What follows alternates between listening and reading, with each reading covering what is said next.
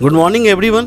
आज है 25 मई 2021 और आज की इस करंट अफेयर्स की वीडियो में जितने भी इंपॉर्टेंट क्वेश्चन शामिल किए गए हैं उन सारे क्वेश्चंस को एक एक कर डिस्कस करेंगे, साथ में उससे रिलेटेड फैक्ट्स को भी डिस्कस करेंगे। आप इस वीडियो का PDF डिस्क्रिप्शन बॉक्स में दिए गए लिंक से जाकर डाउनलोड कर सकते हैं, या आप इस वीडियो का PDF टेलीग्राम ग्रुप से भी डाउनलोड कर सकते हैं। टेलीग्राम ग्रुप पर पुराने वीडियो के PDF भी आपको एक साथ मिल जाएंगे। टेलीग्राम ग्रुप का लिंक डिस्क्रिप्शन बॉक्स में नीचे मैंने दे दिया है, आप वहां जाकर टेलीग्राम ग्रुप ज्वाइन कर सकते हैं। तो चलिए इस वीडियो को अंत तक ध्यान से देखिए। तो चलिए शुरू करते हैं। निम्न में से कौन से देश का IESA समझौता खत्म हो गया है? IESA समझौता किस देश का खत्म हुआ है? ईरान। तो इस क्वेश्चन का आंसर हो गया ईरान। बी ऑप्शन सही है, ईरान। ईरान और IA के बीच 3 महीने का समझौता खत्म हो गया है। समझौते के खत्म होने से ईरान और 6 देशों के बीच 1915 के परमाणु समझौते को पुनर्जीवित करने के प्रयासों पर असर पड़ेगा। ये 1915 का परमाणु समझौता क्या है?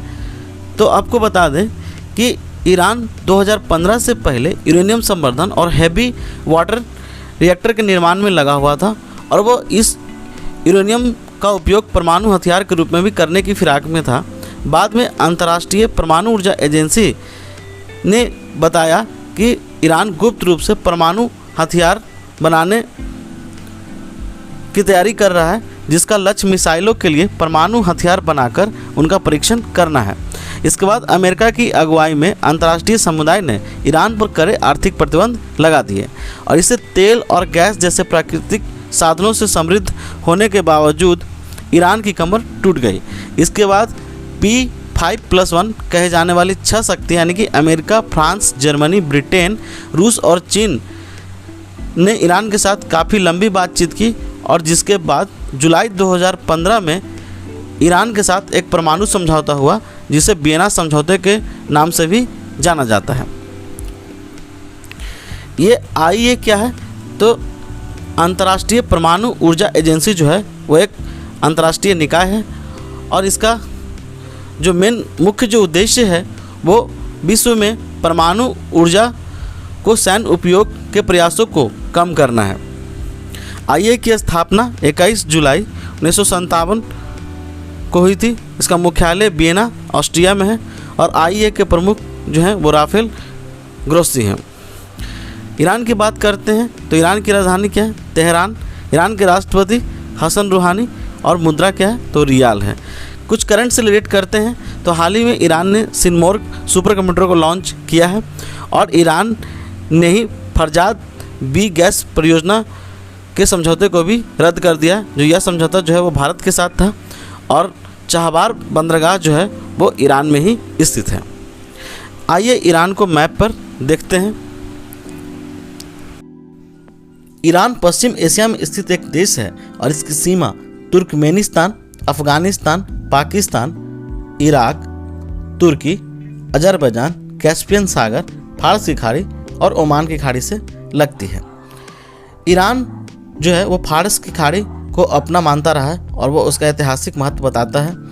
जबकि फारस की खाड़ी के तट से सटे जो देश हैं उन्हें खाड़ी देश यानी कि गल्फ कंट्रीज कहा जाता है, और उसमें शामिल देश हैं कुवैत, ओमान, सऊदी अरब, संयुक्त अरब अमीरात, कतर और बहरीन।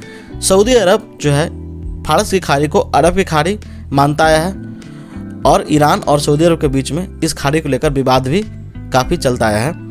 और फारस की जो खाड़ी है वो काफ़ी महत्वपूर्ण है, क्योंकि इसमें तेल और प्राकृतिक गैस के काफ़ी भंडार हैं, और दुनिया भर के मुल्कों के जो मालवाहक जहाज होते हैं वो समुद्र मार्ग के जरिए फारस की खाड़ी से होकर ही खाड़ी देशों तक पहुंचते हैं, इसलिए काफ़ी ज़्यादा महत्वपूर्ण भी हो जाता है। नेक्स्ट क्वेश्चन, मैक्सिको देश में किसे भारतीय राजदूत के रूप में नियुक्त किया गया है? भारतीय राजदूत को कहाँ नियुक्त किया गया है? मैक्सिको। किन्हें नियुक्त किया गया है? मृदुल कुमार। तो इस क्वेश्चन का C ऑप्शन सही है। आलोक रंजन झा।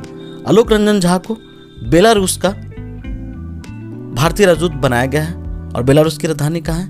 मिन्स्क। मुद्रा क्या है? रूबल। राष्ट्रपति कौन है? Alexander Lukashenko. रामकरण वर्मा। रामकरण वर्मा कहाँ के राजदूत बनाए गए हैं? तो अफ्रीका गणराज्य, और इसकी राजधानी कहाँ है? बांगुई। मुद्रा क्या है? African Frank.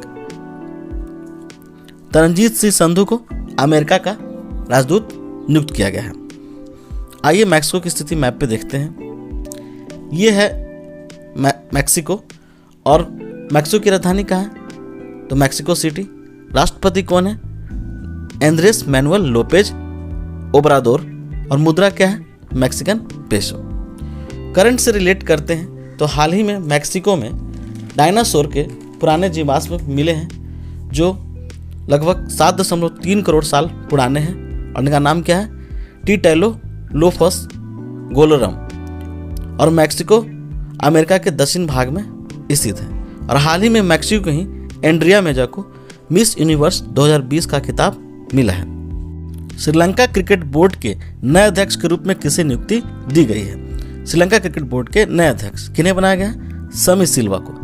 इस क्वेश्चन का सी ऑप्शन सही है, अरविंद डी सिल्वा। अरविंद डी सिल्वा जो है श्रीलंका क्रिकेट बोर्ड के सलाहकार समिति के सदस्य हैं। श्रीलंका क्रिकेट बोर्ड के निदेशक कौन है? तो टॉम मूडी। और श्रीलंका क्रिकेट बोर्ड की स्थापना कब हुई थी? 1975 को। यह है श्रीलंका। और श्रीलंका की राजधानी कहाँ है? जयवर्धनेपुरा कोटे। श्रीलंका की मुद्रा क्या है? श्रीलंकन रुपया। श्रीलंका के राष्ट्रपति कौन है? महिंद्रा गोटबाया राजपक्षे। और प्रधानमंत्री कौन है? महिंद्रा राजपक्षे।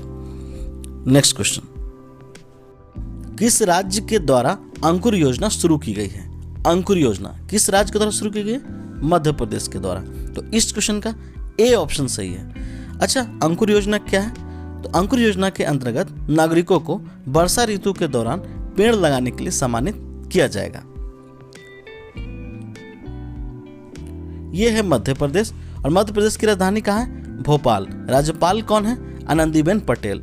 मुख्यमंत्री कौन है? शिवराज सिंह चौहान। और मध्य प्रदेश में क्या क्या है? तो Kanha national park, Bandhavgarh national park, Kuno national park जो है वो मध्य प्रदेश में ही है। और हाल ही में बांधवगढ़ नेशनल पार्क में ही हॉट एयर बलून जंगल सफारी की शुरुआत की गई है, और यह देश में पहला ऐसा है। और मध्य प्रदेश को टाइगर स्टेट भी कहा जाता है, क्योंकि मध्य प्रदेश में सबसे ज़्यादा बाघों की संख्या है। कुनो नेशनल पार्क में दक्षिण अफ्रीका से दिसंबर में 10 मादा चीते को लाए जाएंगे, जो यहाँ चीते की आबादी को बढ़ाने के लिए ऐसा किया गया है, क्योंकि 1952 में ही भारत में चीते की आबादी पूरी तरह से विलुप्त हो चुकी है। नेक्स्ट क्वेश्चन, दुनिया का सबसे अधिक पर्यावरणीय जोखिम वाला शहर कौन सा है? सबसे अधिक पर्यावरणीय जोखिम वाला शहर कौन है? तो जकार्ता है। तो इस क्वेश्चन का सी ऑप्शन सही है, जकार्ता। हाल ही में बेरिस्क मैपले फ्रॉक द्वारा जारी रिपोर्ट में यह कहा गया है कि दुनिया के 414 शहरों में 5 बिलियन जो लोग हैं वो पानी की कमी, प्रदूषण, प्राकृतिक खतरों, अत्यधिक गर्मी और जलवायु परिवर्तन के अन्य शारीरिक प्रभावों के उच्च जोखिम में रह रहे हैं। और इसमें जकार्ता को पहला स्थान मिला है। भारत का नई दिल्ली जो है वो दूसरे स्थान पर है, और चेन्नई जो है वो तीसरे स्थान पर है। जापान का टोक्यो शहर भी इस सूची में शामिल है। यह है इंडोनेशिया। और इंडोनेशिया की राजधानी कहाँ है? जकार्ता। इंडोनेशिया के कुछ प्रमुख द्वीपों के नाम है सुमात्रा, बाली, जावा। और इंडोनेशिया का ही कालीमंतन जो है वो दुनिया की दूसरी सबसे बड़ी द्वीप है, और धरती पर सबसे ज़्यादा ट्रॉपिकल रेन फॉरेस्ट यहीं पे मिलते हैं। इंडोनेशिया के राष्ट्रपति कौन है? Joko Widodo. मुद्रा क्या है? इंडोनेशियाई रुपया। और इंडोनेशिया में हाल ही में भारत के साथ एक अभ्यास किया था, उसका नाम क्या है? तो PASSEX. Next question, national mobile monitoring software app NMMS को किसने लॉन्च किया है? National mobile monitoring software app NMMS तो किसने लॉन्च किया है? नरेंद्र सिंह तोमर ने। तो इस क्वेश्चन का ए ऑप्शन सही है, नरेंद्र सिंह तोमर। महात्मा गांधी नरेगा कार्यस्थल पर श्रमिकों की वास्तविक समय पर उपस्थिति दर्ज करने के लिए इस NMMS ऐप को लॉन्च किया गया है। साथ ही भुगतान, कार्य दिवस, उचित निगरानी आदि में भी यह जो ऐप है वो सहायता करेगा। और आपको बता दें कि नरेगा को 2 अक्टूबर 2005 को आंध्र प्रदेश से शुरू किया गया था। पहले इसे 200 जिलों में लागू किया गया था, बाद में इसे 1 अप्रैल 2008 को पूरे देश में लागू कर दिया गया था। इसे 2 अक्टूबर 2009 को मनरेगा के नाम से परिवर्तित कर दिया गया था। नेक्स्ट क्वेश्चन, किस संस्था ने $50 बिलियन की वैश्विक टीकाकरण योजना का प्रस्ताव रखा है? 50 बिलियन की वैश्विक टीकाकरण योजना किसने रखा है? अंतर्राष्ट्रीय मुद्रा कोष ने। तो इस क्वेश्चन का बी ऑप्शन सही है, अंतर्राष्ट्रीय मुद्रा कोष। अंतर्राष्ट्रीय मुद्रा कोष ने 50 बिलियन अमेरिकी डॉलर की वैश्विक टीकाकरण योजना का प्रस्ताव रखा है और 2021 तक वैश्विक आबादी का लगभग 40% कवर करने का लक्ष्य भी रखा गया है। साथ ही 2022 की पहली छमाही तक कम से कम 60% आबादी को कवर करने का लक्ष्य रखा गया है। अच्छा, तो IMF यानी कि अंतर्राष्ट्रीय मुद्रा कोष की स्थापना कब हुई? तो इसकी स्थापना 1944 के ब्रेटन वुड्स सम्मेलन के दौरान संयुक्त राज्य अमेरिका में हुई थी। इसका मुख्यालय कहाँ है? तो वॉशिंगटन DC। और अध्यक्ष कौन है? तो क्रिस्टिना जार्जिएवा, जो बुल्गारिया की अर्थशास्त्री है। नेक्स्ट क्वेश्चन, ऑक्सीजन उत्पादन नीति 2021 बनाने वाला पहला राज्य कौन है? ऑक्सीजन उत्पादन नीति 2021 बनाने वाला पहला राज्य कौन है? बिहार। तो इस क्वेश्चन का बी ऑप्शन सही है, बिहार। हरियाणा की बात करते हैं तो हाल ही में हरियाणा ने संजीवनी परियोजना की शुरुआत की है और हरियाणा में ही बंदर जनगणना की शुरुआत की गई है। भारत में वन समागम हुआ था और वो कहाँ हुआ था? तो उत्तर प्रदेश में हुआ था। त्रिपुरा की बात करते हैं तो हाल ही में त्रिपुरा सरकार ने राज्य के लोगों को राज्य के साथ साथ केंद्र सरकार द्वारा शुरू की गई विभिन्न योजनाओं से लाभ उठाने में मदद करने के लिए जागृत त्रिपुरा नामक एक ऑनलाइन पोर्टल लॉन्च किया है। नेक्स्ट क्वेश्चन, किस देश ने डिजिटल वीजा प्रणाली शुरू करने की घोषणा की है? डिजिटल वीजा प्रणाली शुरू करने की घोषणा किस देश ने की है? ब्रिटेन ने। ब्रिटेन ने हाल ही में घोषणा की है कि वो अपने देश में डिजिटल वीजा प्रणाली को शुरू करेगा और इस वीजा प्रणाली के शुरू हो जाने से ब्रिटेन में बिना वीजा के आने वाले प्रवासियों के लिए अमेरिकी प्रणाली की तरह ही इलेक्ट्रॉनिक ट्रैवल ऑथराइजेशन के लिए आवेदन करना होगा। नेक्स्ट क्वेश्चन, सुप्रीम कोर्ट की ई कमेटी ने हाल ही में कितनी भाषाओं में ई कोर्ट सर्विसेज मोबाइल ऐप के लिए मैनुअल जारी किया है? कितनी भाषाओं में ई कोर्ट सर्विसेज मोबाइल ऐप के लिए मैनुअल जारी किया है? 14 भाषाओं में। तो इस क्वेश्चन का सी ऑप्शन सही है, 14 भाषाओं में सुप्रीम कोर्ट की ई कमेटी ने कोर्ट सर्विसेज मोबाइल ऐप के लिए मैनुअल जारी किया है। तो दोस्तों, ये था आज का वीडियो। अगर आपको वीडियो थोड़ा भी हेल्पफुल लगता है तो इस वीडियो को लाइक, चैनल को सब्सक्राइब और दोस्तों के साथ शेयर करना बिल्कुल ना भूलिएगा। धन्यवाद।